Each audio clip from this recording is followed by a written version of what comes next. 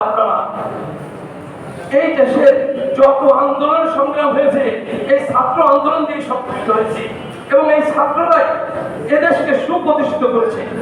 তাই বলবো আমরা যে যেখানে আছি সকলে মিলে এই দেশটাকে সুন্দর করার জন্য আগে আমি নিজে ভালো হব, এরপরে অন্যকে পরামর্শ দিব। এটা অন্যায়, এটা করা যাবে না, তাহলে দেশটা সুসংগঠিত হবে এবং আগামী দিনে বাংলাদেশটা একটি সমৃদ্ধির বাংলাদেশ হবে।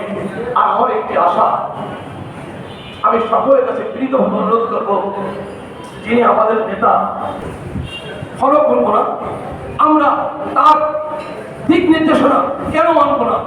আসুন আমাদের নেতা বহুগুণে গুণান্বিত রাজশাহীকে একটি মডেল উপজেলা তৈরি করে বাংলাদেশের আবহাওয়ার সমস্ত উপজেলাকে দেখিয়ে দিতে চাই যে আমরা পেরেছি, আপনারা কেন পারবেন না। আগামী দিনে আপনাদের প্রত্যেককে সুস্বাস্থ্য কামনা করে বাংলাদেশের সমৃদ্ধি কামনা করে শেষ করছি। বাংলাদেশ জিন্দাবাদ।